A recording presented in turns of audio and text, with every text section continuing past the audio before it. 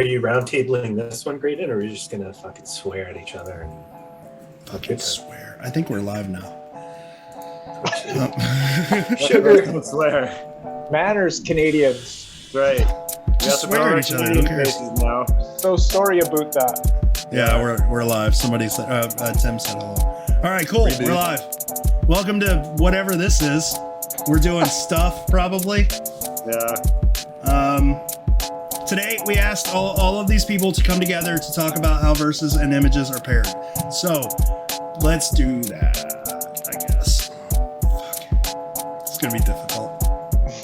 Well, should we That's what I was saying. We need, does everyone get 5 minutes to, I mean, I think... what are we... I think everybody here kind of agrees, right? That the verses and the images are paired correctly? Why don't we go by pairings and start? I thought we were talking about how to pair. So what I figured would happen is I'm sort of in the historical thing. I don't really have a method for pairing it. It's always sort of been brute force. So I figured I could... Yeah, I was going to say, your method was brute force. Yeah, I figured I could talk a little bit about how historically they were paired, but I would like to learn what you guys think of any methods. But yeah. Cole, what were you saying? I'm sorry. Well, basically the same thing Chris was asking was do we talk about how to do it or how they are paired, right? That's two separate conversations, right? I mean, this is an Expedition Unknown. We can do whatever we want. Right. There are some housekeeping things that we should get out of the way. First, most people know I went and had some fun with John Palancar the other day. He's agreed to 2 more interviews with The Secret podcast, which is us. The first being an interview about the solved cities. He's going to go through everything he's going to go through the way Chicago, Cleveland, and Boston were meant to be solved. So we can put that shit to bed. And then the second will be more of a Q&A with the community. I'm kind of looking forward to how these 3 were intended to be solved without giving anything. I made it a point to tell him I didn't want to give anything away. If we haven't figured out something in these 3 paintings that applies to the other paintings, I don't want to talk about that. But I want to talk about how he presented clues that we know about and how they were applied. I think we're going to find out that John had less of a hand in this treasure hunt than we think he did, and his decisions mattered a little less than we think. And then there's going to be a Q&A with the community. So sweet. Yay. Awesome. Yeah. It's about time. Yeah. Right? Well, I mean, I talked to him a good bit about Boston, how people think Boston was fake. And he was just there are people that think that. He really wants to put that to bed. So it should be. Are there a lot of people that think that? Not a lot, but there's a few. Really? And it's mainly people who have giant this is exactly how the puzzle works, and they all work grand schemes for the puzzle, and Boston just doesn't fit with that for whatever reason. Or it's people who live in Boston who are no, it's seriously still over by the 2 C's or whatever. So generally people who think it's fake or people who are just have other, ideas. Yeah. So I mean, how do we know if it fits with everything else or fit? I mean, they rolled in a backhoe and dug it out of a baseball field. I mean, and everything. It seems like everything around that is fairly much speculation. Yeah. From what I see. Well, at least we'll know. On Expedition Unknown, he gave away a couple of things. He was this spells out Boston, and this kind of looks like a ball field. At least now it seems like he's going to go through it and show how it was supposed to work. Well, that's good. Yeah. Yeah. So. What if he says it was a hoax, though? Well, dude, that's going to suck. That would suck hard. I don't know what I would do. That would also suck. Let's hope he doesn't do that. What's up, Cameron? Hey guys, doing well. Finally Cameron's here, yay. Hey, how's it going, guys? Good evening. Yeah, good evening. You take it away. Yeah, it's your show, man. Take it away. My show. You're the host. Let's all go on mute. Let's all go on mute and let him roll. Okay, are we talking about pairings yet? We're not. This is even your sure. show, Cameron. What are we talking about? You can talk about whatever you want. Shampoo, bananas. Shampoo, bananas. Mm-hmm. I prepared figure some out how to stuff get it. on the pairings. Okay. So, Okay, thank God one of us is prepared. I the also recipes- I prepared some stuff too. All right, that's two of I you did guys. as I I did like too. to do. Sorry, I'll just put myself on mute. okay. Shut up, Brett. Yeah, this is my show. Come on. All right. So essentially, figuring out which specific verses go to the different paintings, it's difficult, and I think overall in the puzzle, Byron's kind of first goal was to get you to figure out the city, and then some of the verses tie into the Mhm. city. So um, we're gonna pretend that we've done the first step and we have all the cities. We could be wrong about anything, but um, there are two different types of verses that I've noticed as for sort of my method of pairing. In the big one, so there's historic and descriptive. Historic is there's a line in it that has to do with the history of the city, or the park area typically, and then descriptive will um, tell you about something in the actual image. So we go through here. So we see number one is historic, right? To the number 982. Um, number two or verse two. Hold on. Yeah. Let's dig. Yeah, we let's can dig we into can it, go back. right? Yeah. Because you're using the answer to a riddle as the means to pair it, Yeah. That's not. that's a tough sell. It's only 982 now because we only know that now because of everything else. But if you read verse 1 and 982 jumped out to you as like, oh, that's the train in this park in Houston, like your puzzle skills are level. Yeah. You know, like Yeah. if pairing is what we're supposed to do first, you have to pair objectively from what is in the verse itself without defining what this line or that line means. Right, and I don't want to like totally jump the gun and like get ahead with all this stuff without kind of explaining small parts like that. Yeah, you're totally right. To the number 982 specifically, it's so broad.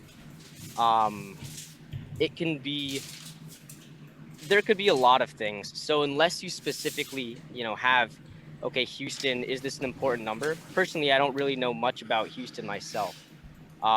There are definitely some lines here which fit much better, and then there are some that don't fit quite as well. And I personally don't quite believe that there's an overall sort of like mathematical number kind of formula. I think that Byron was planning to have you sort of figure out which verses go towards which cities because of things that are mentioned in the specific verses. Which So is this why... This kind of speaks to that local versus armchair topic, Yeah. right? Of whether he assumed that Yeah. this would be figured out by people who lived in these places and recognized items, or whether he honestly believed that you could go to a library and research and find your way to these places. And I mean, while people have said that Byron thought these could be solved or wanted these to be able to be solved by a kid in a wheelchair in a library, we know that's just not possible, right? You can't really, from our level of knowledge right now, there's no way you could solve Cleveland, there's no way you could solve Chicago, and there's no way you could solve Boston in a library. You almost have to be at the city in order to solve them. I think he said some of these things to broaden his market. Yeah, you know, exactly. Like increase sales, so I think that's one of them possibly. But I think it would have been difficult to do anything unless you just, think of Chicago. Those guys just stumbled into it. And Yeah. But we'll also never know the level of solve he would have required from a written submission. Yeah. Which is a problem, right? If initially he thought, no one's actually going to dig these up. Someone's just going to write me a letter and it's going to be close enough and I'm going to tell them it's right. Well, we'll never know what his level of solve, like you want to talk about where the Chicago one was. What amount of written confirmation? Yeah, that's true. You're right, because that's basically what he did, right? Didn't he communicate with the guys from Chicago and he said you're pretty close? I'm going to send you a picture or something of the actual location. They sent Yeah. him a picture, yeah, and yeah. Oh no, he sent No, them a picture. Yeah. Yeah. We So still he- had trouble finding it. Yeah. Yeah. And all they had to do, so Graydon, to your point, all they had to do was basically find the park, write to him that they were frustrated that they thought they got close to it, and then he like took them the rest of the way. And it still took dumb luck Yeah. to find it. Not I mean, to discourage honestly, anybody. if they'd have just wrote him and said the end of 10 by 13 is the trees, and I'm standing next to that fence, he Right. probably would have given it to them, right? Like that's one of the things too. I think you got to really pay attention to is, you know, Cameron, kind of just to kind of expand on what you were talking about with the types of verses. Like, there's also directive verses. Like you do have the historical and you have the descriptive, but then you have directive verses that are literally telling you to do something, right? And you know, with Chicago and stuff like that, like it seems like there's one line in each verse that is the absolute definer of the location. You know what I mean? Like Cleveland was seek the columns, essentially. You know, Boston or Chicago was at the end of 10 by 13. Like he's literally telling you where it is in the verses, right? And so you got to follow kind of the directive verses as well as knowing the other ones, right? They're pieces of a puzzle, right? I've always loved, Chris, when you said before that people need to start treating this more like a puzzle and less like a scavenger hunt. You know, I think defining those things, you know, individuating them from one another is important to do, right? Like you're right, it is a puzzle, and these are the pieces. You've got to know the historical stuff, you've got to know the descriptive stuff, and you've got to know the directive stuff. Once you get those pieces figured out, you just go to where they tell you, right? So before we get into stuff like this, maybe we should talk about historically how older members paired these, right? How older members set these up. And I tried to get Matt Sparks in here because, I mean, who's an older member than Matt Sparks? There really isn't one. He would know everything, like from the dawn of time, how these were paired. And essentially the way all of these were paired were brute force. There was either something in the verse which 100% called out the city, like the two quotes for New Orleans and for Charleston. We knew those went to that city. And then we knew something in the painting also referenced either that city or that state, like the outline of Charleston in the painting. So that also paired to that city. It seemed for the longest time, the puzzle aspect was figuring out a city, not necessarily how to pair two things together, but how to pair these two things with a city. So there was either this reference directly to the city, or there was a reference to a painting, like in Roanoke, where it says the land by the window, and we have an outline of. We have two paintings with windows, and only one of them's got the outline of Roanoke next to it, so we know that's paired correctly. Brute force is generally how they were solved, or how they were paired before, but they were paired with the city, and it's sort of like a spider web of information that pairs them all together. It's not really there wasn't really a formula, which the book says apparently there should be. That's it. This question comes up from new people a lot. Like, how do we know these things are paired correctly? And it's not an easy question to answer because there's no like one answer. It's a spider web of stuff. But as soon as you remove like one link, if you take this pairing away, the entire spider web falls apart. So it's really just like, we know they're paired correctly because of the strength of the web that connects everything together, if that makes sense. Mm-hmm. Until we find a method, which, you know, we're hinted that there should be one. Now, Chris, you were talking about a method that and it's something you've been working on forever, right? A sort of method to try to figure this out. I mean, I've played with a lot of different ways of looking at it because it seems like there has to be a method. Really the only way that we're ever going to get to a point where we can stop arguing about them is by finding that method. And if anything in the book is like the thing that's going to potentially give us direction or hints to the methods, I think it's those like treasure poems that come before the paintings. There's the one that comes before the paintings, and there's the one that comes between the paintings and the verses. Like it has a picture of the cast Yeah. on it or whatever. Yeah. Right. So like if from stepping back from the secret and stepping back from everything that we know, if you came into this book and you were looking for some sort of instruction, tell me how to work this thing. That's one of the places you would go for it. I think like it stands out. It's within the same like book and arch Yeah. that everyone likes to talk about. It's in color for some reason. Like, isn't that the only text that's you're talking about the litany, right? It's the only text that's printed in color. No, on a color page, right? Yeah, it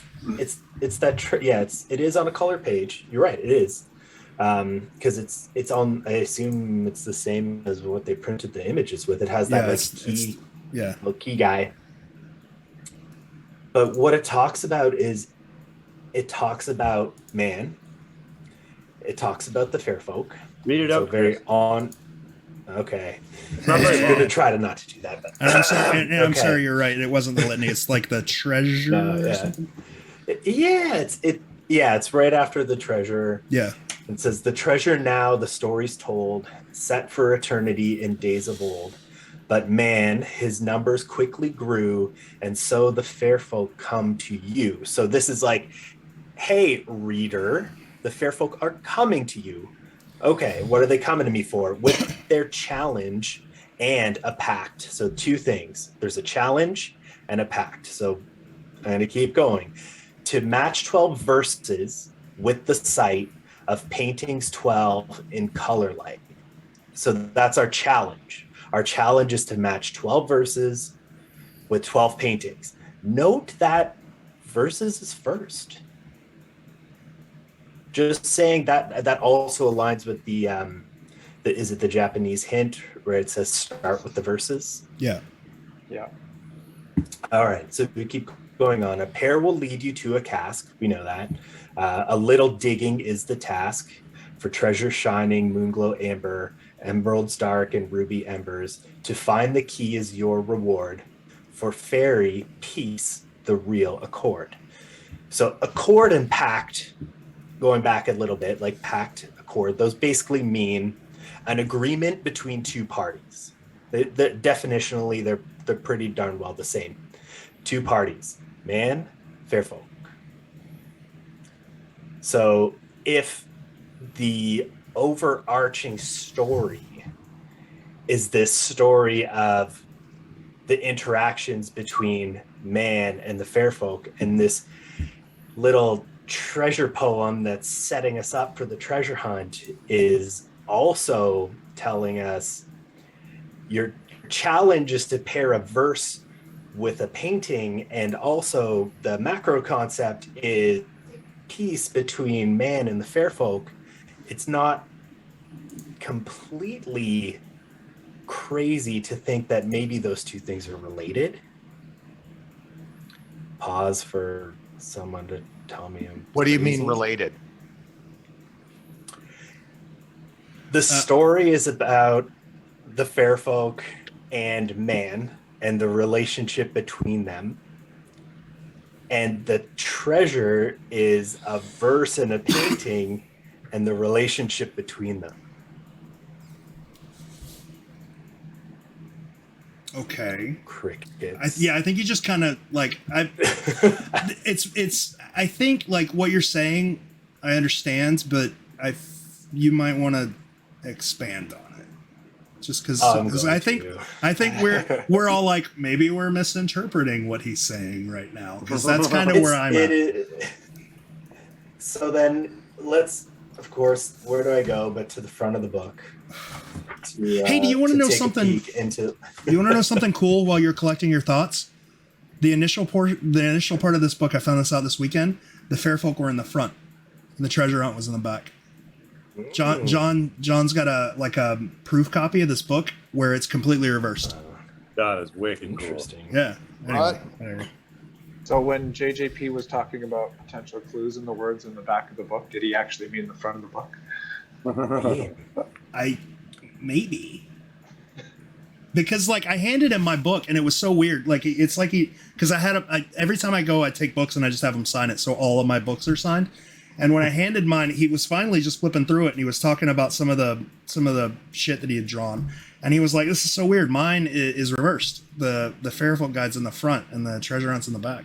I was like, "What are you talking about?" He's like, "I got a proof and it's reversed." I was like, "Are you for real?" He's like, "We'll have to check, but yeah, I'm pretty sure." Yikes. That's gonna screw with some people. Oh, Yeah. that's great. We have to change the name of that Facebook group, the back of the book. Yeah. Yeah. Carly Back. just quit. One major change. We got to do that. Anyway, sorry, Chris. No problem. That is a fun factoid that I'm interested to hear more about. But on page 7 in that first section, A Tale Simply Told, it says, "Best of all, you will learn of your role in the fair people's story and the significance of the quest for their treasure in the relationship between man and the fair people." And just to add to that, Chris, just with what you were talking about earlier too, that it mentions that the jewels were like the one thing that the fair people and man both treasured, right? They were so different in all these ways, but the one thing that they both cared about was the jewel. That's the thing. He goes on to talk about man at length earlier in that section, right? Man named his abode civilization, for man was an acquisitive creature. Names were things he could possess. So often man found his strength in words. There's a lot of description about man in the book, as well as the fair people. Like when you get into the litany, he talks about the fair people and their they like gold and they like silver, but their love of jewels is even more. Yeah. But when I was gonna go ahead. I'm sorry. VP quote too. I think it's that St. Louis article. I've got it open. Where are they? Okay, here we go. So he says he's talking about the fair people, and he says they have nowhere to go, so they have offered jewels in exchange for the right to live beside man peacefully. So that kind of stood out to me as an interesting thing to say in an article about the book, if realistically there's not any importance between the two. Yeah. But I mean, it's collecting. It's hard when you don't have any real, any kind of direction, because this book gives you basically no basic instruction, where most treasure hunts give you some sort of basic instruction. And so we're dealing with so much text, like what you're saying could be true, but also on the other hand, it's really the treasure poem is really just a description of the front of the book, right? The troubles that the fairies had with man. And the long descriptions could very well just be describing why they had troubles. So it's not man scared the fairies, so they hid their jewels, so it's a story and not, a snippet. It's without any real instruction, which is probably this treasure hunt's fundamental flaw. Basic instruction, anything could be anything. I disagree, though. I think the problem is that it gives the most basic instruction ever, and that's all it gives you, right? It's wed one picture with one verse and go dig up the treasure. It's that's all it gives you. That's the problem, is that the instructions that are in it are overly basic. I agree. Right, but part of the challenge of the puzzle is to figure out how, and whether we believe that the book is going to tell us how or not. So on the one hand, the litany tells us how to pair the painting to the fair folk through the gem, birth month, birthstone stuff, right? Right. That's half the puzzle. We now can say, this one is the amethyst and this one is the emerald, but we don't have anything to do the other side, right? So if we're thinking about the paintings, and we know that the fair folk are represented in the paintings, The jewels are represented in the paintings. We can say that these paintings and the fair folk are related in some way, right? So what does he tell us about man? He tells us that man likes names and man likes words. And the words of man are quotes. And it's interesting that you started off talking about the pairings by being like, oh, we use these two quotes. Quotes also happen to be objective things in the verse that we can find that don't require us to like interpret or solve in any way other than either A, we need to have read Melville or whatever, or know friggin' Walpole, or have a copy of Bartlett's, another option. But if you think about, okay, man is names and words, and the verses are made of words, and the fair folk are jewels and all this other stuff, and they're part of the paintings. So can we bring them together by looking at quotes or names of men in the verses to find a way to come back to the painting? And we've kind of done that implicitly in a lot of them, and maybe not explicitly, but I'd say we've done it implicitly in a lot of them. Number two is a good one. Number two, the Sarmiento quote, once found, tells you about a hotel in New Orleans. And to Cameron's point, if you can solve that there's a certain painting that belongs to New Orleans, you can pair those. The Melville quote in verse 1 talks about a leaf. There's only one birth flower that's represented as a leaf in a painting. And it's the larkspur in the trees of the Houston painting of the July painting. Yeah, I'm glad you said that, because I was going to challenge you that the Herman Melville quote alone doesn't do much. Like, it doesn't give you Herman Park. You would have to know the city before it would help. But it's not. No, but you're jumping. That's what I mean. The larkspur helps. Yeah. Okay. Because the larkspur would give it to you without even needing to know Houston. And so you have a comment just before you go from Matt Soderman, who says, so stop overthinking it. But it's important to point out that we know a shit ton about this book now. And the reason we know it is because people have done this, right? They've had a conversation where they go really, really deep and then dial it back. And they talk and challenge each other until two extremes find a middle. And then that's when we figure out what the truth is. So stuff like this is important. Going a little too far when you've got somebody to challenge you is a good thing. Sorry, back to you, Chris. So look at verse 3 and verse 4. They both have Greek names in them. Right? Yeah. So maybe one of them is going to go to the Greek puzzle. How do we know which one? Quote. Well, no, because this one we're looking at names of man, right? We've got lots of Greek men. How do you know that verse 3 wasn't meant to go to the Greek painting versus verse 4?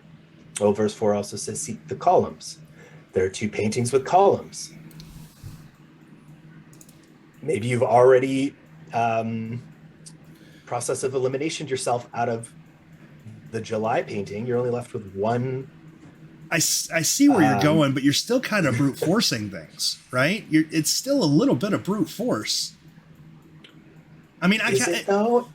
It you know, it kind of is like, because I remember like the Florida verses has the tall tree mentioned, right? And there's only two real paintings with trees. There's Cleveland, there's Florida. Which one is which? That kind of thing. And Houston, but the method is names of men. But Houston has, and there's a man's name in the St. Augustine verse. It's an acrostic. Sloy, yeah. Yeah. All right.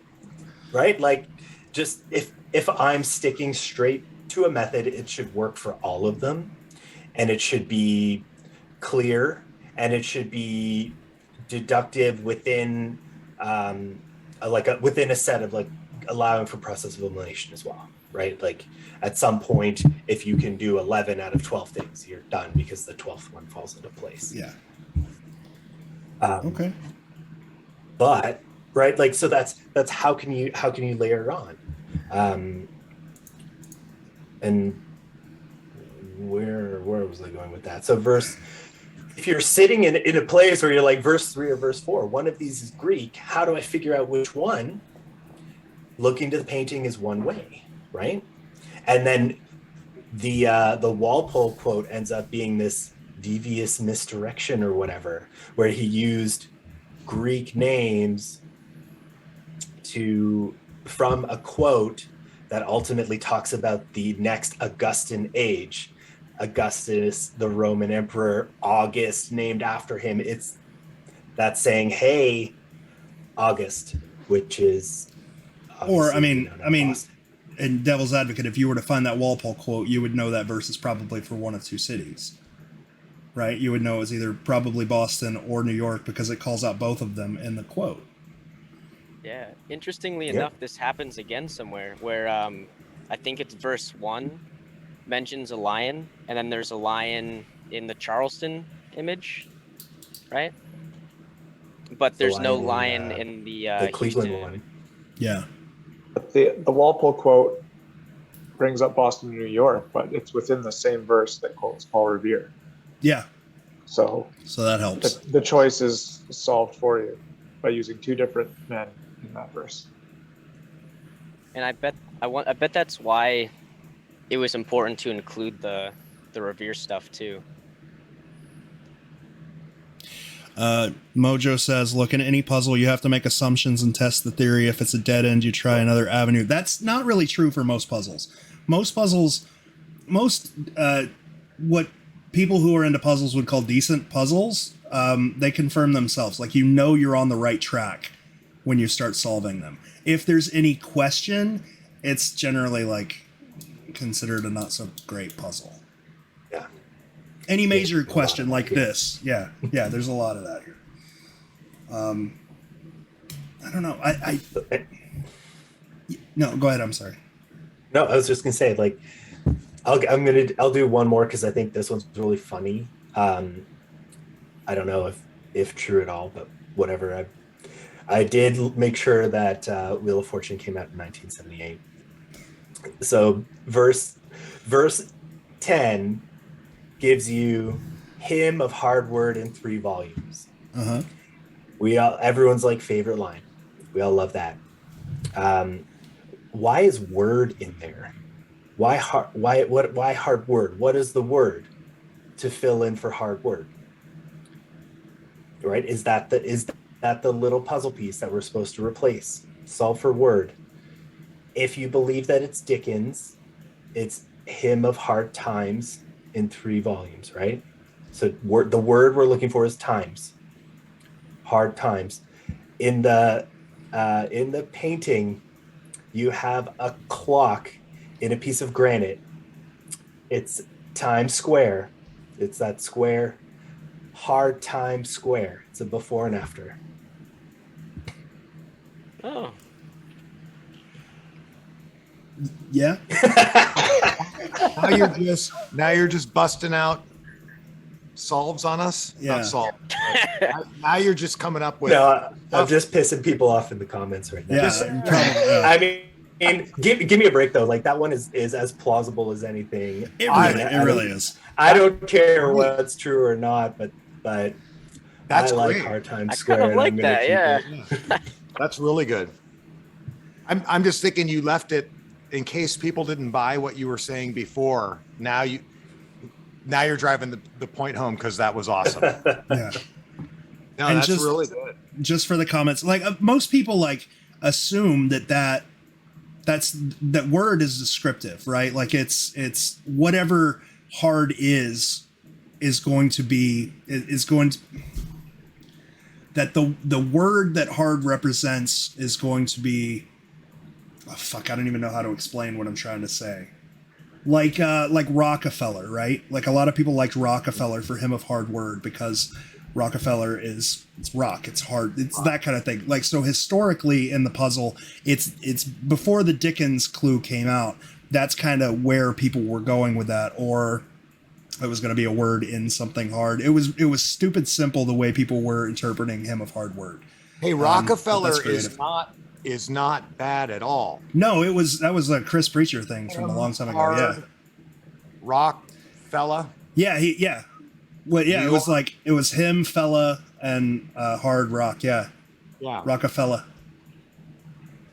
That was a Chris Preacher thing. I don't mind that at Rockefeller? all. No. But I'm also kind of a Dickens fan too. So who It just knows? doesn't go anywhere. Dickens doesn't go anywhere. It doesn't lead you But anywhere. that's the thing. It doesn't need to go anywhere if all that the purpose of that line is to pair the verse to the painting. People don't want to believe that. I know everyone's invested so much time into it, but that's the thing. It's the same as the Edwin and Edwina named after him. Like, I've heard so many people be like, there's no way this line could just be to tell you Charleston. But if we're pulling the words of man and we reading abroad in America for whatever the hell reason, that's the way to do it. Yeah. I don't. So Well, I mean, it's kind of the same thing. Okay. Who knows if this is right, but I was just having a conversation with, I don't remember who, I think Matt Sparks and somebody else. What if the images are, 90% just to get you to a city? And then there's a couple of things in there to kind of point out maybe a location, maybe get you near, right? Maybe that's what the verse is doing too. Well, and that kind of makes a lot of sense in context of Byron as well, because he wanted kids to read, right? He wanted people to read a lot of books and stuff like that. And so, if most of your focus should be on the verses, well, then that contextually with Byron makes a lot of sense, right? Like, you should be focusing mostly on the verses and, pick up a couple confirmation things from the images, right? And I mean, like, your thought, Brett, kind of works with the three that were solved. And that's why I agree with what you said. And it's kind of why, because it pairs with the three that were solved. There's really nothing in Chicago, unless you're right there on site, right where you need to dig, that gives you any information other than Chicago and right here at Grant Park. Cleveland's the same way. I'm sorry, in the image. Yes, and Same that's exactly right. And that's why when I look at San Francisco, I look at all these things that we're putting all of this time into, and I'm just wondering if he was just trying to say, hey, idiots, it's in San Francisco with 99% of the stuff in there. The GH, everybody trying to go Great Highway and all this stuff. The symbols in the dress could be inconsequential completely to the solve. It could just be window dressing, so to speak. The Alcatraz window with the jail cell piece, it might just be saying this is look for a place that's got an island prison, known known as the Rock. Right? Exactly. And if you think about it, like and so I just started getting in this thing where I was refuting everything these people were saying. Like, what if that's just still just trying to tell you San Francisco? What if the rock fella pairs with the rock lady? The two gateway paintings. Oh God, I don't know. Like I still just think this gets exponentially easier once you introduce a third thing you have to pair. Like in most puzzles, like a third unknown makes things much harder, but in The Secret, a third unknown makes it easier because once you introduce cities, if you can figure out a city from either a painting or a verse, it gets 100 times easier to find the other one. Like if you match, if you find the outline of Ohio in the Cleveland image, it gets that much easier once you know Ohio to find the verse that matches a city in Ohio, right? Sort of the same with Florida. If you find the outline of Florida in the St. Augustine image, finding that verse is super easy, and pairing the three together, it just makes it easier. But if you're not in Cleveland, there's nothing in that verse that would help you. But that goes back to what we were saying before. Get to Ohio, right? Does that matter? Like, what was his point really to get, somebody that wasn't in this city to solve a puzzle? Or was it like you literally have to be here and I'm just feeding out lip service when I say anybody can solve them so I can sell more books? Like which which of those two things is true. And so far, like if I we're mean, being honest, both could be. Both could be, but there doesn't seem to be any concrete evidence that a handicapped kid in a library should be able to solve any of this. And it seems to be the opposite. I mean, if we're thinking back before Google or whatever, like, how are you going to know Saloy? That's Saloy's not in any encyclopedias. It was barely known in the 80s. Like, how are you going to know that? You would have to be from this city, or you would have to be traveling to the city and randomly happen upon it. Then why did he put the tribe in the book? The Timucuan, right? Yeah, the Timucuan are in the book. If you look them up, in one of the world books, tell me that Saloy isn't in there. I don't know. I wouldn't imagine so, because Saloy was like a tiny little village. I can look. But is it the village or is it the chief? It was both. It was both. It's the town of Saloy, but it was also like the chief Saloy. So if you like go the and original look up the Timucua in a world book or Britannica or whatever, pick your poison. If Saloy's in there, it's possible. If Saloy's not in there, then is Cole? I think Cole's looking it up now. Seloy, right? Yeah, but you got to look up Timucuan. I'll go get a tea. Yeah, you have to go by like the word of the book, right? Like if we're reading The Vanishing and we're like, oh, okay, it kind of ties this Timucua to what is it? The shores of the Saloy is not in the book.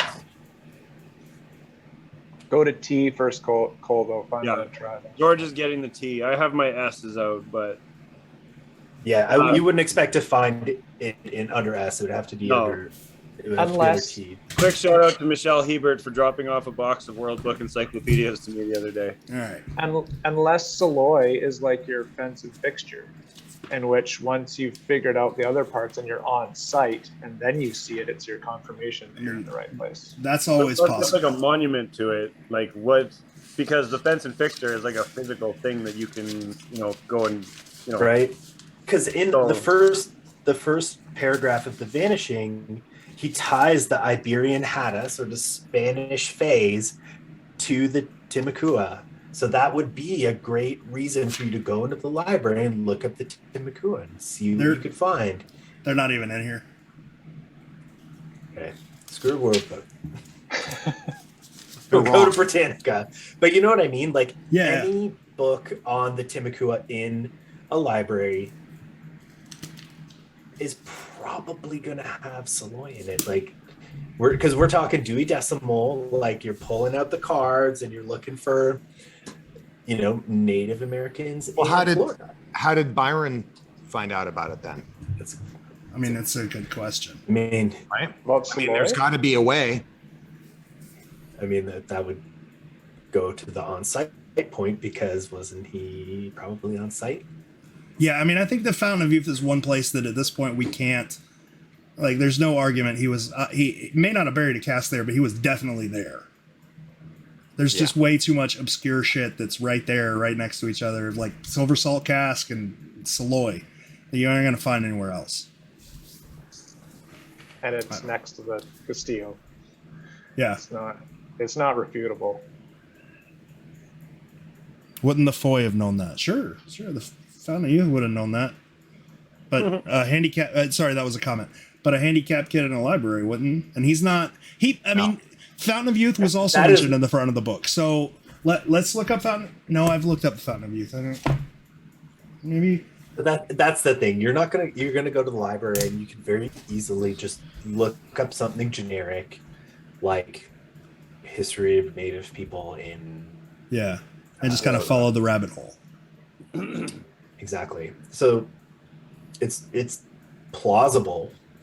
Whether it was easy or not, different story. Whether it was reasonably easy for any single person to do on their own. Think of the rabbit. Think of the rabbit holes, and to your point, Chris, that you'd need to be down to recognize that there's an acrostic that says Saloy in the verse, and then also have gone down this other rabbit hole of somehow connecting that name. Well, I think what he's saying is if you started at the front of the book and you were to be like, what is the Timakua? And you were to start researching that, you would happen across Saloy, and that would clue you in. But I think like from Chris's idea, even Chris's idea is easier if you separate the verse and the painting and you insert what is this city. Because the information that you find from the front of the book or from the verse or from the painting, whatever, with Chris's ideas becomes exponentially easier if you introduce a city, because you can pair one little bit of, instead of skipping the city and going directly to the painting, you compare one little bit to the city, and then you compare part of the city to the painting and bring them all together. I think it would take less steps that way. It's not just the city, it's the city, it's the month, it's the gem, it's the birth flower, like any one of those things.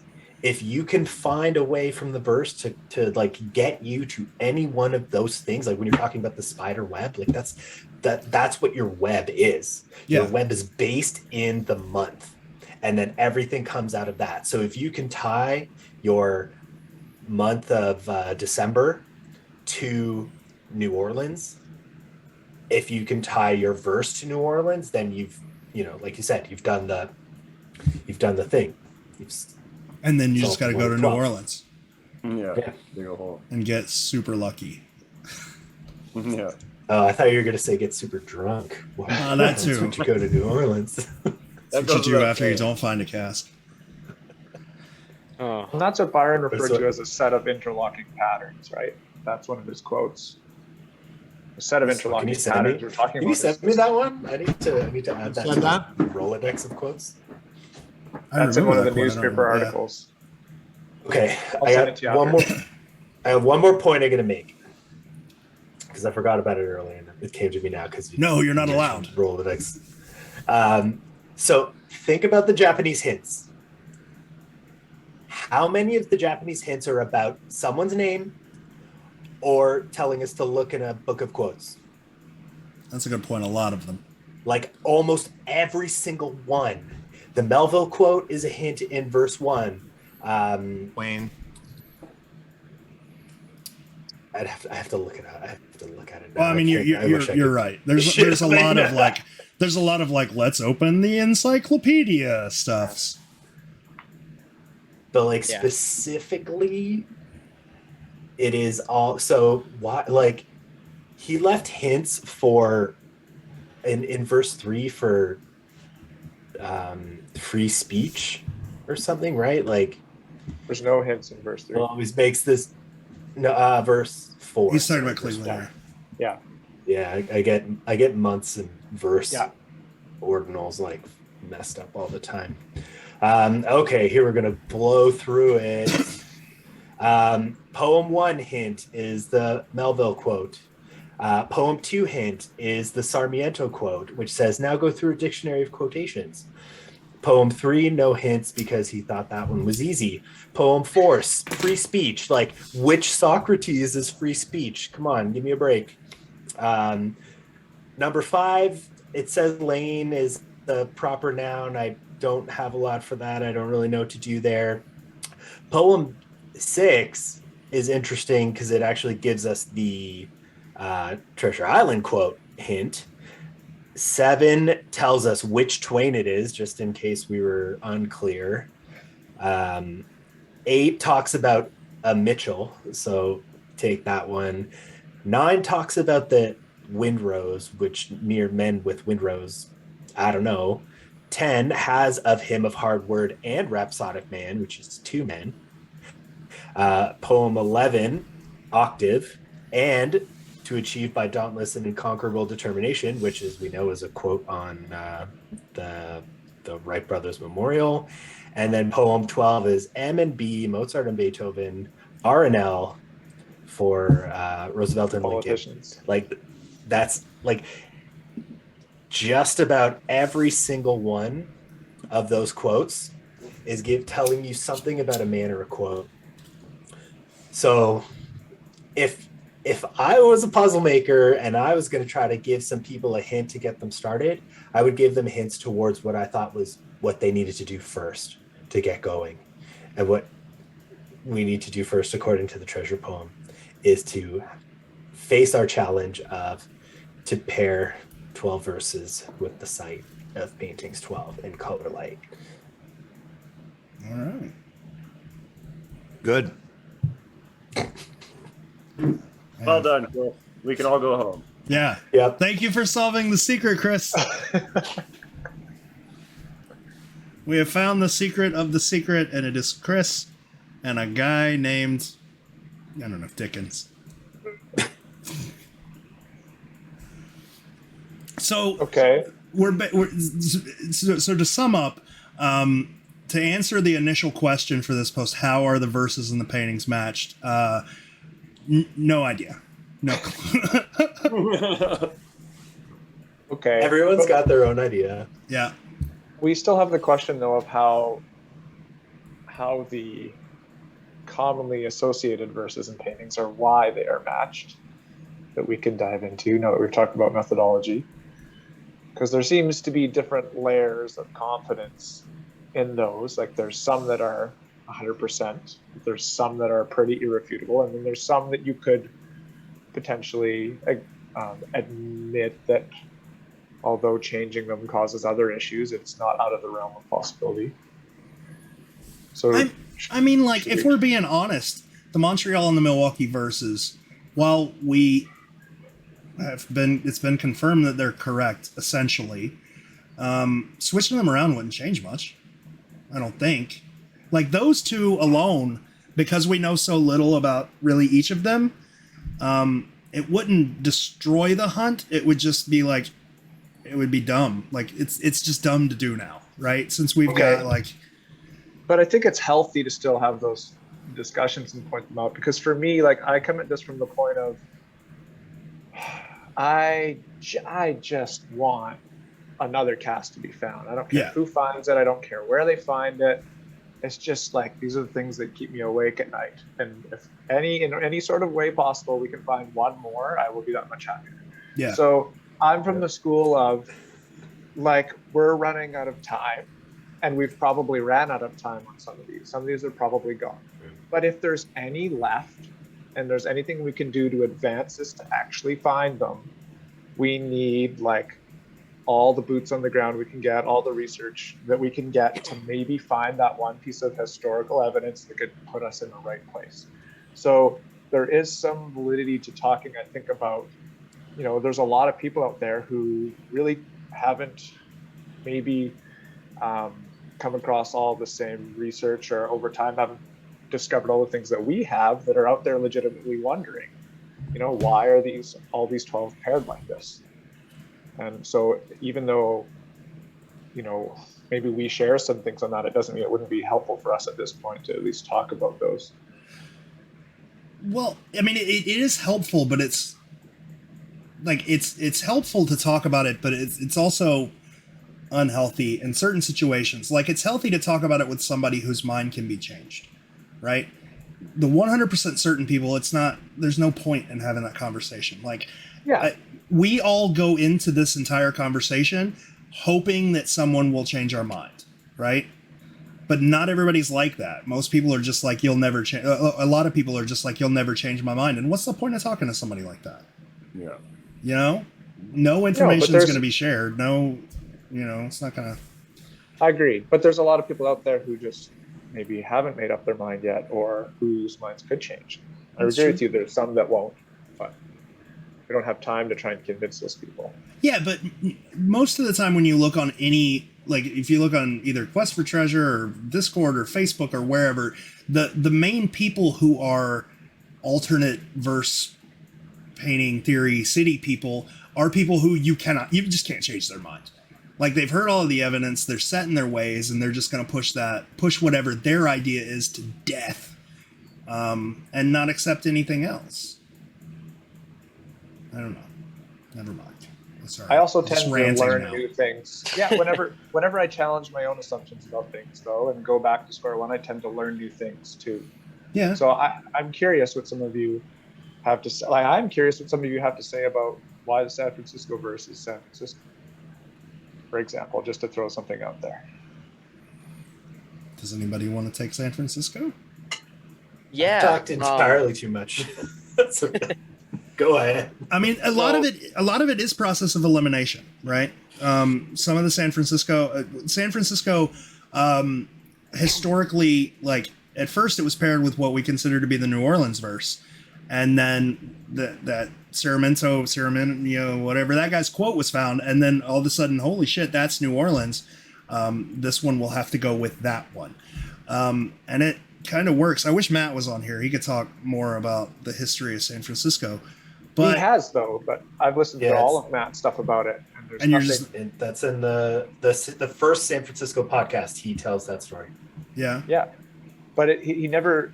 Oh, I should be careful on the air here, but I don't know. I can't remember anything that was like not coincidental. I'm not saying it's wrong. Like I think it works, but there's nothing. I'm not aware of anything irrefutable. He's gonna yell at you now. Let me pull it up. It's okay. So when I look at these, I personally think that there are like 7 or 8 that are 99.9% paired. And then there's a few that are like 98%. And then you look at Montreal and San Francisco potentially and Milwaukee potentially, that although I agree they're paired correctly, it's still interesting to talk about how could you get to a point where they were 100%. Well, looking at the San Francisco verse, I could see how you would say that, because there's nothing really, like everything in that verse is basically descriptive of something else, right? So it's a verse which either works or it doesn't work. So, I mean, I guess I could see that. The Twain, like with what Chris was saying, Twain wouldn't really help you in this. Yeah, I mean, I guess I could see it because it's legitimately just descriptive. It either works or it doesn't. So I've actually picked out a couple things in this verse which might tie the actual verse to the image. As I've mentioned before, I kind of had these ideas of historic versus descriptive, where there are some verses that specifically have a quote from something or a city or something in the city. And this is not one of those. However, some very interesting lines, and it could just, it could be this is what Byron wanted or thought we might think, or it could just be, again, a coincidence. But the two biggest lines I get here are at stone wall's door and the air smells sweet, because in the image we have I guess it looks kind of like a window, but it's kind of like a door thing of stone. It's and then we have the G and H for a Ghirardelli, right? And if you were boots on the ground, it would make more sense, right? Arguably, yeah, the Ghirardelli would. Arguably, that's the only thing in any of these images that you could consider to be a Stonewall's door, though. Mm-hmm. Right? If you know Stonewall's door is in an image. I'm sorry? But how do we know Stonewall's door is in any of them? I mean, you would have to assume if you were just going into this puzzle, but that's one of the, I think that's one of the first things you would assume, that there's something in this verse that's going to tell you which image it's going to. And the first line being Stonewall's door, you look at these images, like, I mean, it's the only thing that you could consider to be a Stonewall's door. But only how many of the verse and images actually have direct call-outs to the image that are guaranteed? Not even half of them, right? The rest are tied through city attachments, like we talked to before. I have maybe 5 have calls from the verse to the image. Exactly, yeah. So there's no guarantee. Some are really shaky. Yeah, there's no guarantee. They're so vague. They're too open to interpretation. Yeah, I agree with you, Cam. Like I thought of that too. I'm not saying that Ghirardelli isn't air smells sweet. There's also a rose. This is the rose painting, right? So if you want to talk about Shakespeare quote about a rose so sweet, like tying that language, it makes sense, but it's not irrefutable. But I think we're talking about. I'm sorry. I think we're talking about these as if it's like we've got to find the same thing or something similar in all 12. Like if you have 5 things that pair up 5 paintings with 5 verses, all of a sudden those are done and you've only got 6 left, where you could find other things to do to match those with. I mean, they don't, like it's been said before, they don't all work the same. So process of elimination here is a valid method, But how far does it? It only gets us to maybe these. Like Well, I mean, so 9 of far them. it's gotten us to correct image city verse matches from, what John Only Palancar took said. 40 years. Yeah, well, we're not the smartest people in the world. 30. And Twain, I gotta say, Twain is pretty definitive to me. I don't know. Twain could be anywhere. Like I was in Connecticut and they got a Twain or Mark Twain museum. Like Mark Twain. That's the thing. Is there a single painting based in Connecticut? Like, Right. That's exactly where I was going with that. If I were to process of elimination the cities and, work my way through all of these, and I had to find one of them that lined up with Twain, and let's face it, Twain's got a ton of history in San Francisco. Yeah. He has some history in some other places, and he did travel and he went overseas and did all these things. But like out of what I see in front of me, here with this, if I were working on this as a 12-year-old, that's the one that I would, back in 82, that's the one that I would pair. So that to me is pretty definitive. It would be hard to, it's going to be hard to talk me out of that. Well, I would have gone to the Mississippi River first, and there are cities in this puzzle that are on the Mississippi River, but we've eliminated those through other means. So, so through process of elimination, and if you were just looking in the wild for Twain connections, yeah, Mississippi River for sure. But you're not. You've got 12 pretty set locations, or at least you could, in Byron's mind, where you would connect to Twain. And I think to Cam's point, or somebody made the point, Twain to me reeks of San Francisco. So why does Twain reek of San Francisco? What is it? Worked here. What did he work at? I'm working a line here. Worked at a newspaper. The newspaper Worked at a newspaper. So it had a lot another of one of those Japanese hints is for High Poster 3. This post is made of wood. Paper is made of wood, and you would call a newspaper the Post. What is the newspaper? Maybe there's San Francisco. Oh, there's three of them Chronicle, on Newspaper Row. Yeah. No, well now, but at the one that Twain worked for was, I can't think of it, but it's at like it's North Chinatown. It's a Canton Bank now or something. There's a plaque for him there too, if you're curious. But that's the thing. Like if that hint is at all referring to newspapers, it does make the Twain argument a little bit more concrete. Could be a shipmaster or whatever else. Definitely other interpretations that don't, but not to stray too far from Twain, but Giant. I'm sure Cam was going here too.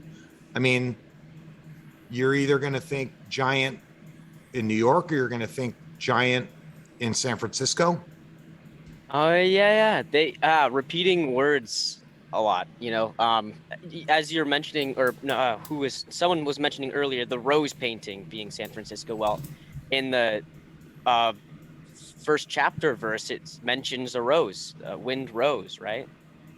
Which is so, there are two paintings which have things that could be considered columns, and then there's the seek the columns. There's definitely some confusion. There's I wonder a million if that was of those intentional. things. Yeah. The more you study, the more of those things you find.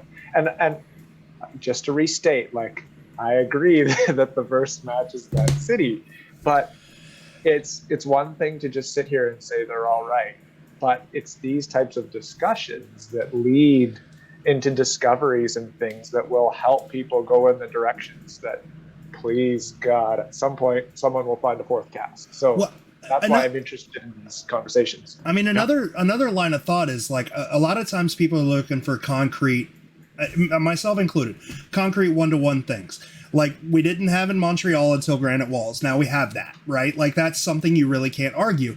But before that, we had a lot of sort of loose connections, and like I think it's like if you have a bunch of loose connections, the looseness of those combined create a strength in the binding of those two things. Do you see what I'm saying? Like, it doesn't always have to be a strong concrete match, as long as you have enough what people would call coincidences or whatever to tie it together, and it doesn't affect anything else. Does that make sense? It doesn't affect any other verse image matches. Yeah. Graydon looked like he was going to yell at me just No. Nothing. I'm deciding whether to play devil's advocate or not and give you 3 or 4 loose connections in verse 8 for Montreal. But It seems like I mean, because now, they're go there. ahead. Go, By go, your theory, go they're kind of there. okay, like, are they and stronger I than don't think granite this- walls? Well, if you're going to say the 3 stories of Mitchell, and there's a Mitchell Holland building in a Dutch connection down the block, Walk the Beating of the World, which is the perfect clue for Drummond. You've got Woman Which with is the leg eater Harpsichord. is on Drummond, like Is on right? Like Drummond. it's not too far. If he did that on purpose, like that's wild. Like And you have the harpsichord painting that was displayed at the entrance opening to the Dutch exhibit at the museum close to Drummond, where the famous art theft happened of the Rembrandt just before. Like, is that a someone could harpsichord say, or was it a virginal? if we want to get into those specifics, we can, Chris. I'm playing devil's advocate here. But by your argument, George, that like a few kind of semi clues create one concrete clue, that just allows someone else to argue the same thing for verse 8. And in the comments, we just have granite walls is the worst reach possible. Fucking No, it's not the worst reach possible. I know It's who like, posted that. come on. It's a pretty good clue. I've seen It's that right clay across made from the before. leg eater. Like, Jesus Christ, man. People, like, that's what I was saying about people That would who be are like- dead set in their ways. Like, there's no point. Go if your idea is correct, just go take up a cast. Whatever. Just go do it. Yes. That's like going to Chicago and saying L sits, but seated Lincoln is the biggest Yeah, stretch, and it's like feet away from the fucking thing that's in the painting. Like, Can we go back to San Francisco real quick? Anybody Sure. mind? No? Whatever you want to do. Twain wrote for the Californian. Oh. yes, Okay. There the Alta California. That's what it was called, right? and Alta, which means high in Spanish, Whoa. tall, high. Okay, but I feel there's the coastline of California in the image, right? So I don't know if everybody agrees with me on that, but this one of her sleeves I see as the coastline. I know I've pointed that out to you guys, and I don't have it in front of me right now. But if you look, you can find. I feel like you can find the California coastline. So are you tying that to the newspaper? Is that why you find I'm tying it to the newspaper and then tying it to Twain. And this just the state in general, I would assume. And the state in general, right? And again, back to my 95% rule or whatever the stupid rule was. There are like everything is just supposed to bring you to San Francisco in the image, except for maybe 1 or 2 things. And you know what? Probably is the site marker somehow is the crossover of the arms, which some call it crossover drive in Golden Gate Park. I love that. The fact that the blocks, there's I think 18 and 20. What's in between 18 and 20? 19th Avenue is what crosses over Golden Gate Park. I mean, I'm just saying, I'm not sure if it's in Golden Gate Park or not. But I mean, if you want to look for one thing that's in San Francisco, out of the 5%, probably the arms and the blocks. I think the rest of it is really just, what do you call it? Deck chairs on the Titanic. There's a better for me, it's that. There's a better metaphor for that. But yeah, that's it. Cameron, you were going other places with your conversation, and then we like completely cut you off. Where were you going? It's would you okay. like I've to had continue? so many. Oh, I also wanted to mention, I don't know how many of you guys have been around Drummond, but Montreal is the one that I look into a lot, and the granite walls is right in there, and then the Citadel has like crosses, very similar to the square with the cross inside on the chest on that building, but It also has the flower around the doorways. There's a whole bunch of the flower going top to bottom. I have to look at my pictures now to see that. That's I mean, wicked. like that the granite walls is a weird, like it fits with so many. It's so perfect, and I'm surprised John didn't find it before. But it like fits with everything else. All of the known puzzles that we have, for better or worse, whether or not they were using the puzzle or not, have random names or random text or whatever written in stone in the verse in a way that's not going away anytime soon, right? They all reference something written in stone, right? Generally right next to where you're supposed to dig, not too far from where you're digging. And granite walls being right across the street from the best image match in any of these paintings, including the solved cities, is pretty, I don't know. Pretty compelling. It's pretty Yeah, compelling. you're totally right. It's got like the circle in the middle with the petals on the outside, all around the where it says Citadel. Nice. Okay, what were we talking about before we got into Montreal? I totally lost my train of thought in Montreal. I also love that together saved clue. Is that Phil or John's quest? I can't remember. For Together the Salvation saved. Army. Yeah, it's probably Phoenix. He's all over. Oh man. Together saved as a metaphor meaning for the Salvation Army Citadel. Salvation, like that's good. Wow. It is very good. I hadn't heard that. That's Yeah. really good. John is also. Well, you should read our blog, Brett. I don't read that shit. Too busy with Wordle. Brett's like, I don't know how to read. That's my new Insta puzzle fun. But no, John also, and that might have been you guys too. And I'm just kidding. Of course, I read every word that you guys write. John was also the one that did the not the crossover. I think we figured that out before, but the what's between 18 and 2019 thing. That was a hard to P thing. So I didn't want to misattribute that. Yeah, he got on that counting his squares in Montreal. That one is good though. Like the Montreal one is, I argue, irrefutable. Which Montreal one? The fingers pointing at the street blocks. So if you take all the blocks of the Golden Square Mile, he's pointing at one block and pointing at the leg eater.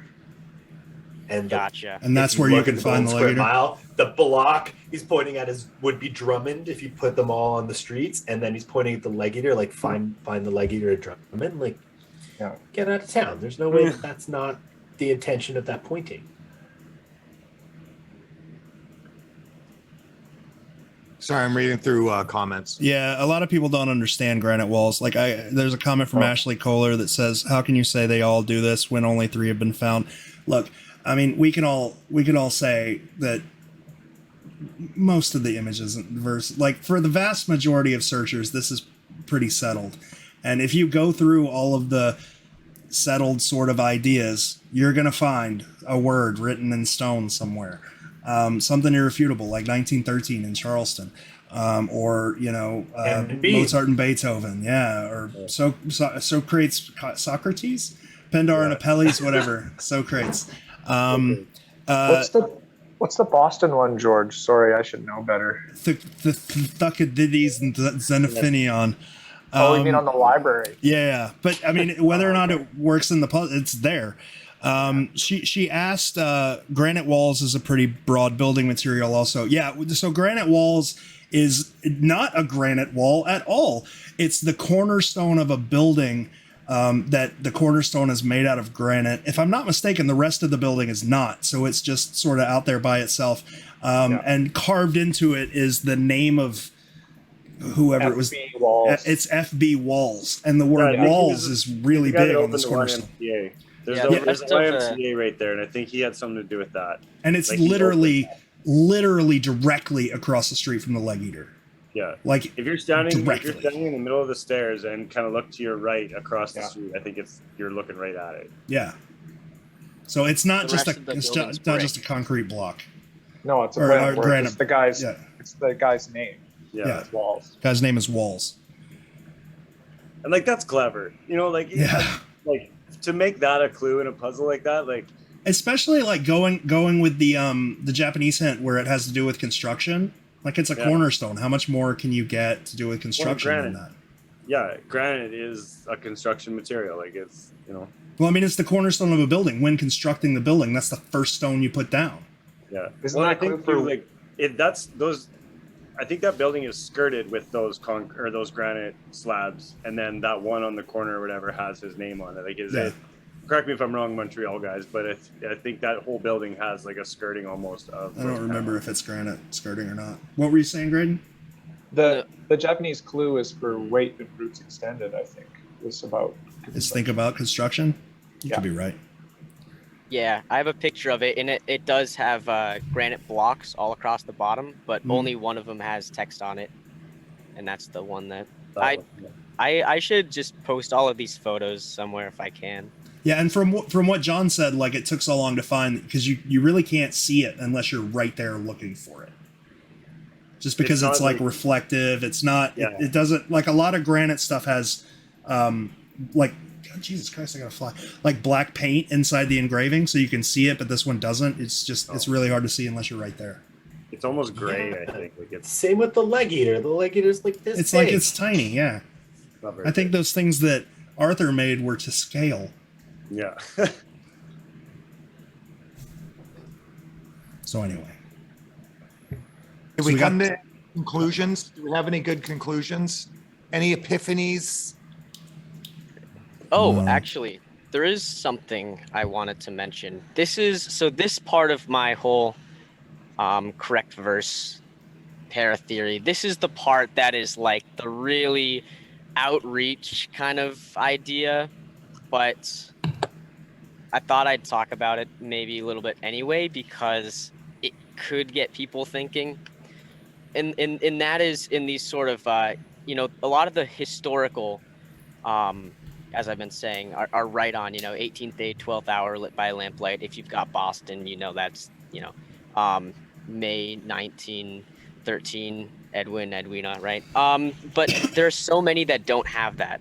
One of such is the verse 5. And one of the lines that got me, right, is, white stone closest. And I was thinking about it, why white stone, and the opal is really the only white gemstone. I haven't really seen a lot of theories. Pearl. Why The certain pearl. Pearl. The pearl and the That's opal. not a stone, is it? Is it a stone? Are pearl stones?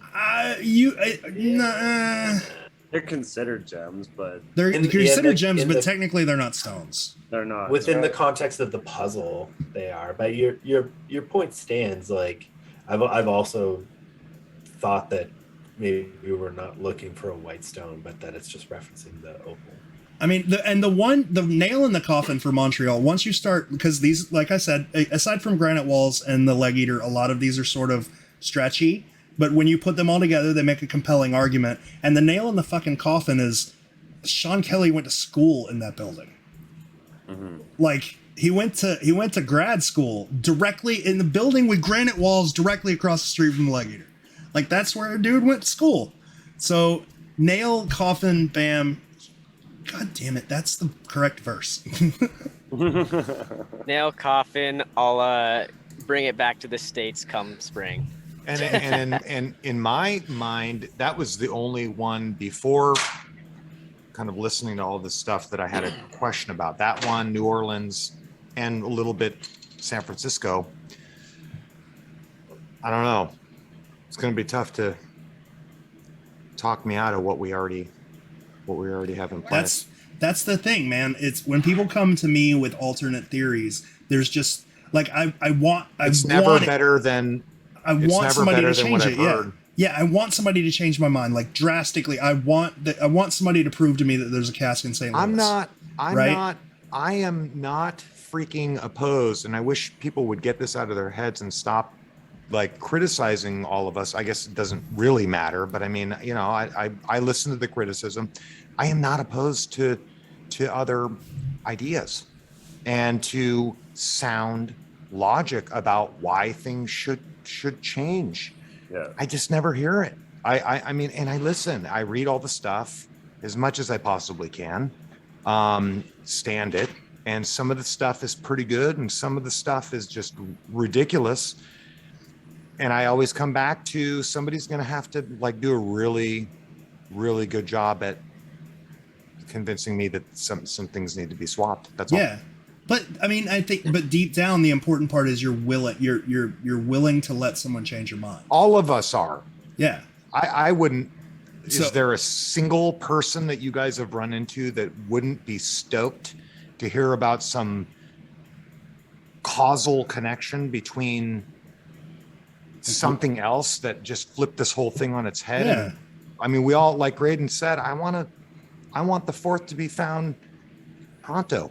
You know, like.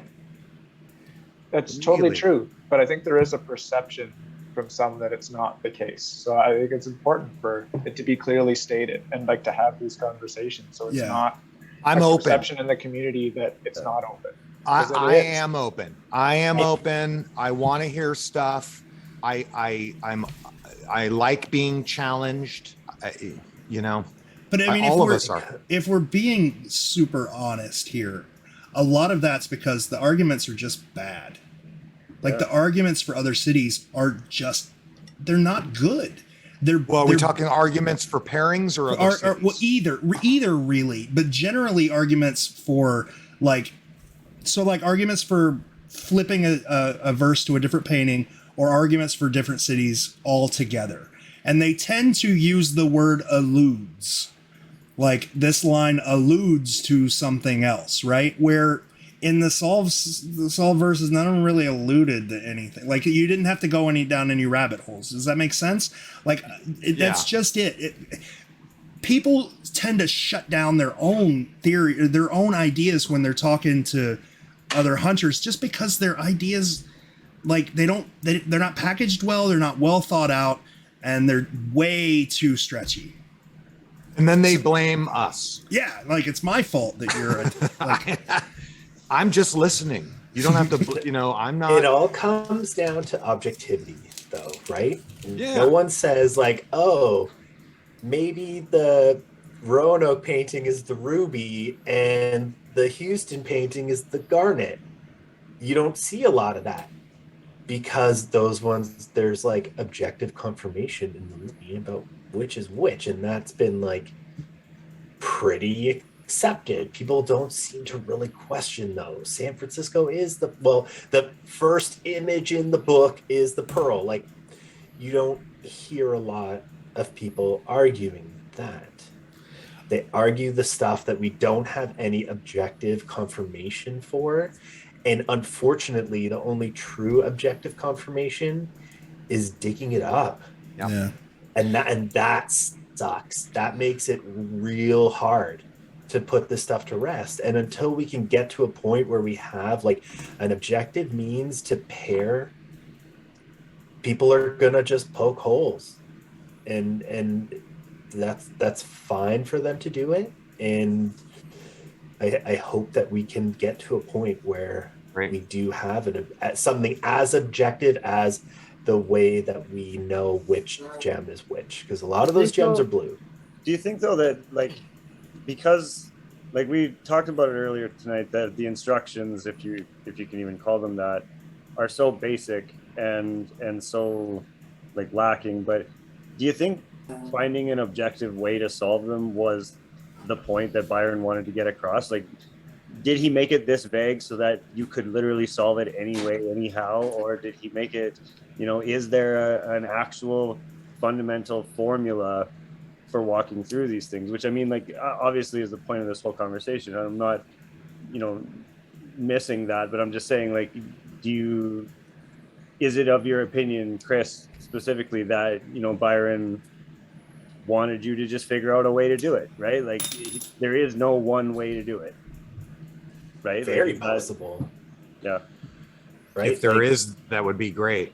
if we can find it, and we will if it's there. I think. But I think Cole's point was that there may not be one way to do it. There might be multiple ways to do the pairing.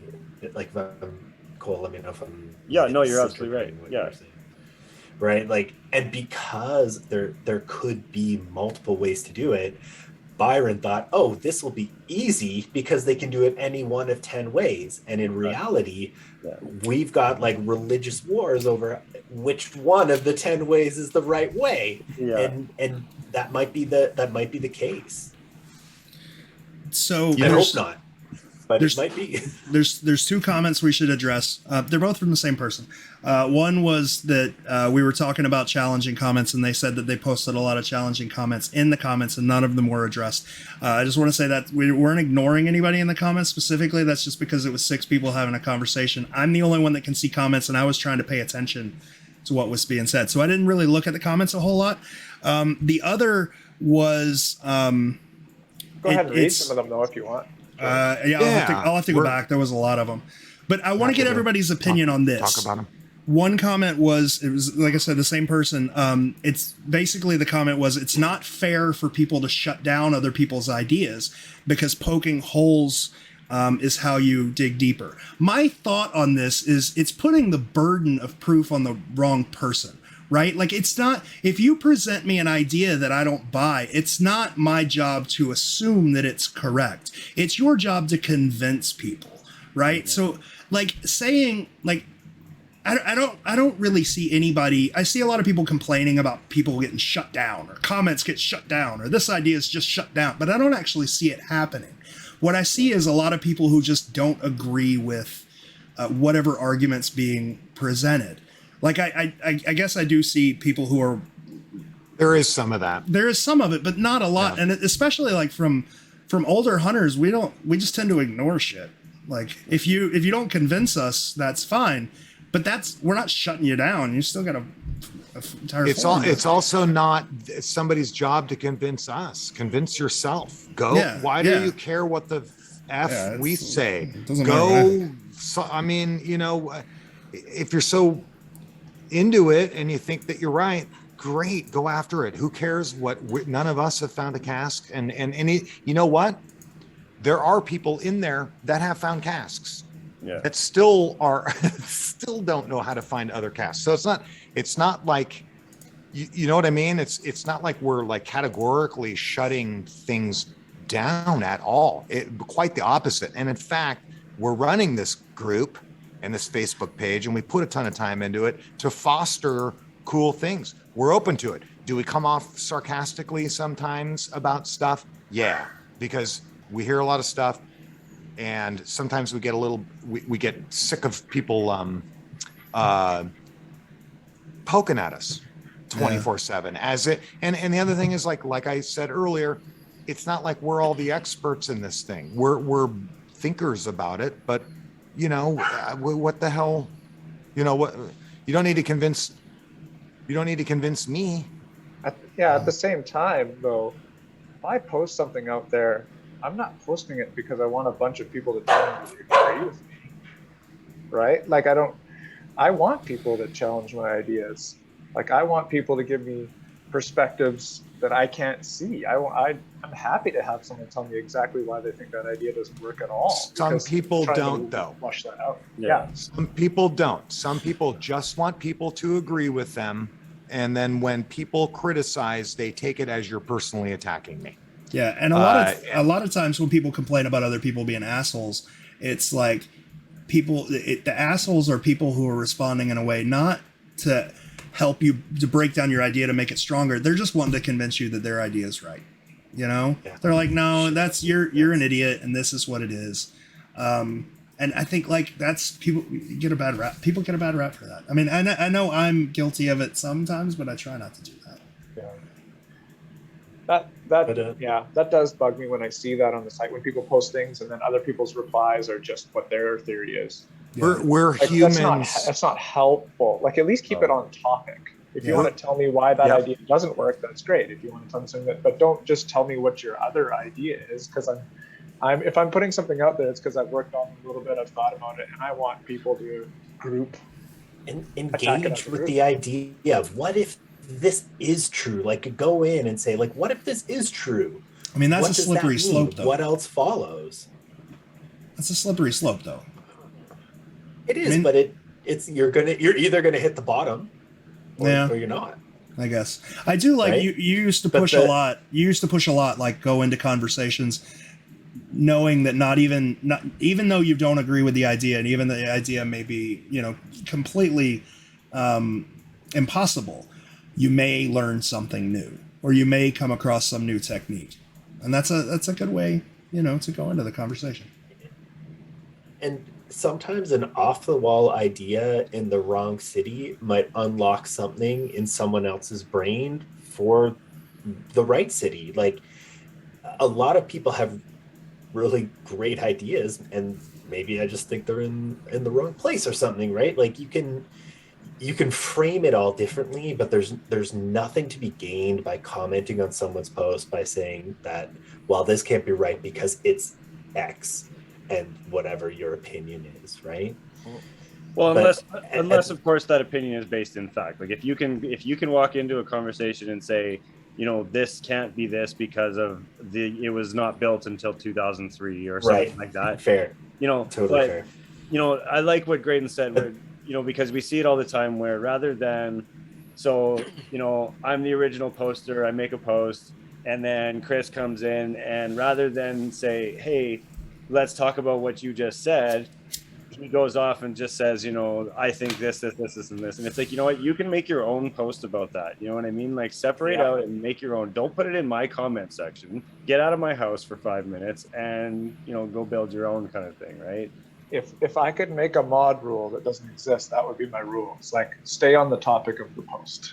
It's like, if you want to talk about another topic, go ahead and make a post. It drives me crazy when someone posts a sincere thought or an idea, and then people make it their mission to just completely redirect it to something else for their own ego or for their own other purposes.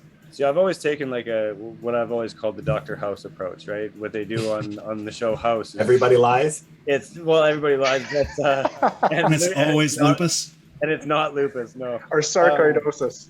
But it's more, it's like, when you're talking about an idea of any kind, like it's differential diagnosis. So let's, here's the idea. Let's figure out why, if and why it can't be that, right? And eventually you get to a point where either the idea is eradicated or you simply can't shut down anything about it. And so it kind of has to be that thing, right? That's the approach I've always kind of looked at when it comes to helping people or talking to people is, tell me what you think it is and I'll tell you, or we can discuss why we think it is or not, right? There's drama involved with everything. Oh my God. Every single thing. And I'm not just talking what we're doing here. Every single thing, you guys are familiar with cryptos. Mm-hmm. I assume. Like, it's a cipher. There's 4 ciphers. Was it until they found the typo or whatever? It was like after it was solved. No. Right, and three of it was put in 1990, I think, by Sanborn, and it's been around, and 3 of them have been solved, and the 4th one's probably, but like, it's a cipher. How could there be? There's such an, like, I guess there's different ideas that could go into a cipher, but it's either it comes out to form a sentence or it doesn't. Yeah. And there's still drama involved with it, and people fighting and people dying, and all sort. There is no cipher puzzle that has more drama than freaking cicada. Like the amount of drama in that puzzle is nuts. But that's got like ARG going on with it, right? Kind of, but not really. Like it's just a series of puzzles. Yeah, but didn't people actually were called to go somewhere and then they went somewhere? Or maybe they didn't. Maybe they just made it. They posted a lot of flyers all over the world. But okay, so that's a cipher. So and that it's so like something like this that involves so many complicated and different things, like being on site and digging things, and how do I get permission to dig, to, you know, what's this acrostic? It, of course, it's going to be super complicated and very frustrating. And I think we all need to remember that we get frustrated. Everybody, we're all just humans trying to solve this ridiculously hard or stupid puzzle. I have no idea which one it is still, right? And you know, it's this kind of crap is going to happen. I mean, You know what I mean? people talk about drama in The Secret, but I'm actually kind of proud at the way most of the community handles it. Like, we're nowhere near. If you go over into any Forest Fen group, it's Oh nuts. my The God. amount of drama there. Lawsuits. Yeah, it's crazy. And I mean, we've got some disrespectful assholes in our community that create drama, but not nearly like that. Like, we're tame. It's good. We're doing fine. Everything is fine and it's going to be fine. And you know, I just like, just another reminder that with anything like this, we're open-minded. We want to hear good ideas and stuff like that. And I don't want any, you know, I'm a human being. I wake up on Sunday mornings sometimes and I read some posts and I'm pissy for whatever reason, and I get pissy and I write pissy responses. But don't take it as I'm personally attacking you or singling you out, or I think your ideas are stupid. All ideas are awesome because they're ideas, because we're all trying. Are all ideas to be made there, though? Are all ideas going to lead to solve? No. Because I think like there's objective ideas and there's subjective ideas. Like Cole's point, like if it wasn't there in 1982, it's objectively incorrect. Yeah. So that idea is not a good idea. Yeah. The subjective ones are where it gets tricky, because like Asimov versus Dickens is subjective, and we're not going to be, presumably based on 40 years, and so we're not going to be able to know until something comes up, and even then it's probably still going to be in question. And that's what sucks about The Secret. Like we're talking about other puzzles, like with Cicada, like either it's solved or it's not. There's no maybe, there's no subjectivity. It's like you said, it's either it's going to be like a paragraph of English words that is legible to read, or it's gobbledygook. And if it's gobbledygook, you're wrong and you try again. Beautiful, and here, right? There's no point where it's like, well, there's nothing to tell me that I'm wrong, so Correct. I'm right. And if Correct. and that's where we get into all of this. That's why secret drama. It's at the level that it is, or it gets to the level that it does. And then you have crazy personalities, you know? So you involve, it's just like any group of people you put, you know, let alone 11,000 people, by the way. And the majority of it is just in text form with no gestural language, no context, tone of voice, no context. No in-person, right. To this day, sometimes I will send Chris a message and in chat, and it will come up completely wrong. And we agree on a lot, and we talk all the time. And I've never had a conversation in person with him where that happens. And then I read back my own message, and it's like, oh yeah, that is kind of hard to interpret. So when you don't have the person there with their face and their voice, you don't have the context, you don't necessarily know what's being said. And that's two ways, right? That's also the people who you think are trying to shut you down and be an asshole to you. Well, maybe you're misreading their text. Maybe they're not actually trying to be mean to you. So you got to be an extra layer of care and caution when it's just in text, because you're missing that context. Yeah, PM is a great way. Like if you're talking to somebody on the Facebook group and you think they're being an ass, just send them a message, right? For clarification or whatever. If they keep being an ass to you, just let me know and I'll take care of it. But like that's a good point. Like a lot is lost in text. I think that's what makes part of reading the verses in this book so hard, is that, like, you know, if you listen to somebody read you out the verses, first of all, the way they're reading it to you, like, syntax wise and all that kind of thing, and the way that they use or say the words, you know, even if you just looked at, like, say one of us had a hyper Canadian accent, if you will, and then you get somebody from like Joyzy, you know, with cabbage and they muff, you know, like having those two kind of people read the verses to you, you're going to interpret it so differently because of the way it sounds, right? And because like could you imagine an audiobook of this, the amount of drama that would come from an audiobook of this, because people would be like, that's not how you read that line, like, you know, fire the guy that did that. These two lines go together. Yeah, you know, like it would be insane, but you know, it was like either Chris, either Chris or John pointed out once. It was like lane 222 has always been read as lane 222, but it's not.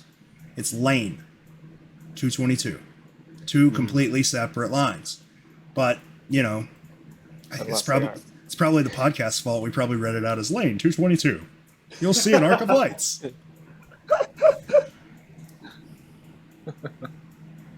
Okay, so I guess we're done in housekeeping stuff. I guess I'll go through all the other stuff. I'm gonna try to get Ashley Kohler really wanted to talk about Jockey's Ridge and Roanoke, so I'm gonna try to get her on next week if I can. I'll talk to her. Yeah, if any of you guys want to come on and talk about Roanoke, like this is the kind of conversation I want to have with Ashley, because I feel like it's way more helpful, you know, than just like. I don't know. I think it's helpful. And she seems like the kind of person who would be willing to have this kind of conversation. I said like last week that I thought I could make the John Palancar meetup happen, and it doesn't look like I'm going to be able to. It looks like he's pretty busy in November. So in order, just for people who didn't hear, in order to make up for that, he's going to do two podcasts, like a Q&A, and then we're going to go over the Solve Cities, Cleveland, Chicago, and Boston, and talk about what his process was in sort of creating them, the clues that he added, and how they were meant to be solved to the best of his recollection. I don't think you'll be able to talk about the verses much, except maybe in Cleveland. But I think you're going to find out some interesting stuff. Like one of the things that was sort of striking to me was he was able to choose his own models. He was able to choose who he wanted to be and where. Like I asked him a pretty point blank question about, because like in the tribute, nobody ever knew if the figure in the tribute painting was a man or a woman, and we got Kit to say definitively it was a woman in his last interview. We had that sort of same thing with Milwaukee in The Secret. Nobody ever knew if it was a man or a woman. It's a woman. Like he said it was a woman, and maybe he'll talk about the model he used. So like there's it's gonna be cool. I don't know. I never really questioned that. I always thought it was a guy. Yeah. I always thought it was Really? a dude. My mind is blown right now. It's a woman. I know. Okay. He said basically the same thing Kit was. He was like, it's a woman. He's like, I have models that I use pretty regularly, and I just change some things. So yeah, that's a woman. But I think judging, like we laid out some guidelines. I didn't really ask for. I didn't really talk about with him then what I wanted to talk about in the interview, but we just laid out some guidelines. Like I didn't want to talk about anything that was unsolved in the rest of, like if there was any overarching thing that's in all of these that hasn't been found, I didn't want to talk about that. But his only reply was like, you guys found the numbers, right? You know that. So Talking about latitude, latitude and longitude coordinates. Yeah. Okay. So I'm trying to just be making sure. I'm throwing some shit out here because I'm trying to be as open and honest about this as I possibly can. But yeah, I think you're gonna find out he had a lot less to do with the hiding clues than you think. Like I think what this is going to do is take the people who are microscopically looking at stuff or trying to overlay maps or whatever and just throw that out, because I think you're going to find that would almost be impossible. I don't know that for sure, but that's the sort of vibe I get. So we're going to have that interview, and then he's going to do a Q&A where we're going to take some questions, and he will answer them however confusingly he answers them, whichever one he wants to answer, you know, that kind of thing. So that's coming up. You know when that's going to happen about? It's probably going to be a while. He's doing some his schedule's pretty packed for a while. I really, in all honesty, like I wanted to do something super special with him in November, and I'm probably going to try to push whatever the better idea of these two is off till November. Just for the 40th, you know, wanted to do something pretty cool. What else? Oh, Ben and Joellen were doing another thing with them where they talk about their experience, because Ben's been posting all this stuff about like adventures he had with Joellen in the back of the book. So we want to talk to them about like how the fair folk were made, like what some were modeled after, and how they went around and picked sites and took pictures and stuff. So that should be pretty cool. So yeah, there's your upcoming events. Since people don't like surprises, that's exactly what it is. But that's it. Does anybody have anything else before we close out? Is JJP gonna draw something on the back of his hand again? Probably. Okay, Yeah. sweet. It's probably gonna be the exact same thing. We didn't figure out That's what it was the great. first time, so That's great because that's exactly what we all need. yeah. That's perfect. I can have him draw it in a little more high def this time. That'd be great. Maybe if he That'd could be just great. paint a painting and put it back here and be like, I don't know how many symbols are on this. If he could wear a t-shirt that's totally confusing to us too, that'd be awesome. And a send him a podcast shirt. As many curveballs as we can have in this thing would be great. Just because he couldn't put an overlay in the painting in the early 80s doesn't mean he couldn't put an overlay on the back of his hand right now, right? Overlay this, Yeah. mofo. That's what his T-shirt needs to say: is overlay this. Overlay this. Overlay this. All right, cool. Well, then I guess that's it. And I'm going to stop streaming and go lay down. Thanks, guys, for coming on. It was It's an been awesome fun, guys. conversation. Hopefully, man. we can continue this kind Thanks of for thing having in the me. future. Yeah. It was fun. Thanks. Yeah. It's always Bye, great to everybody. talk. Good to meet you, Cam. Yeah. Good to meet you. Totally. All right. We are no ya. longer streaming. So thank you, everybody, again. And I'll just go ahead and end all this. See you guys later. So, Night, everyone.